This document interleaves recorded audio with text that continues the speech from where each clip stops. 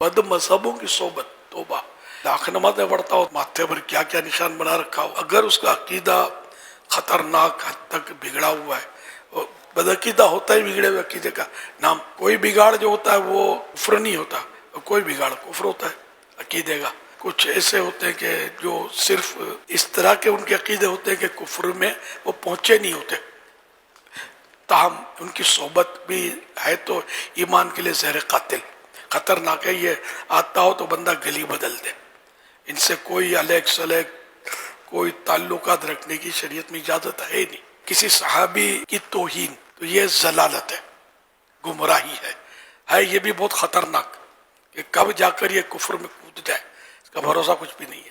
صحابی کوئی بھی ہو، ہر صحابی یہ نبی جنتی، اس کی توہین کی کوئی گنجائش، کوئی اعتراض ان پر ہمارا حق بنتا ہی نہیں ہے، ہمارے لیے ہمارا منہ بنتا ہی نہیں ہے، اور کوئی قابل اعتراض ہے بھی نہیں. کیونکہ اللہ پاک نے سب سے وعدہ کر لیا حسنہ کا، بھلائی کا وعدہ کر دیا. اگر بھلائی کا اللہ نے وعدہ کیا تو کیا وہ جنت کے علاوہ کہیں اور ان کو ڈالے گا؟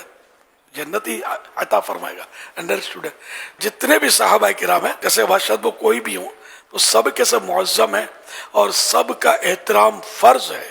ان کے بارے میں کوئی ہلکا لفظ، کوئی توہین کا لفظ، کوئی اعتراض، ایک کمزور لفظ بولنا ہے نہ تصور میں لانا ہے.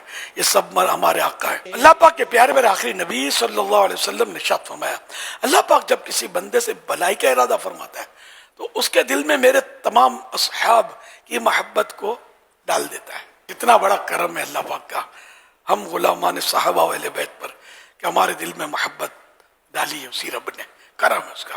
انشاءاللہ بھلائی کی منزل سے بھی ہمارا رب ہمیں محروم نہیں فرمائے گا. شارح حدیث امام عبدالرؤف مناوی رحمت اللہ علیہ فرماتے ہیں، اس حدیث میں اصحاب سے تمام صحابہ کرام علیہم الرضوان کی محبت مراد ہے. یہاں تک کہ اگر کوئی شخص بعض صحابہ کرام سے تو محبت کرتا ہے لیکن بعض کے متعلق بغض و نفرت کے جذبات بھی رکھتا ہے تو ایسا شخص اس بشارت میں داخل نہیں. یعنی اس کے لیے بھلائی نہیں ہے، اور جس کے لیے بھلائی نہیں ہے اور جہنم میں جانے کے لیے اپنے آپ کو تیار کرے.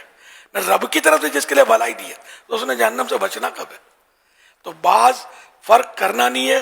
ہر صحابی یہ نبی جنتی، کسی پر اعتراض بنتا ہی نہیں ہے. بڑا بچ بچ کر، سنبھل کر قدم پھونک پھونک کے اٹھانا. اسی لیے مطلب یہ کہ صرف اور صرف عاشقان رسول، عاشقان اولیاء، عاشقان صحابہ اہل بیت کی صحبت رہے، انہی کو سنیں.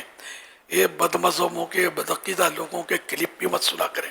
ان کی تقریریں نہیں سننی، ان کی تحریریں نہیں دیکھنی. اپنوں کے پاس ہی رہنا ہے، اپنوں کو سننا ہے.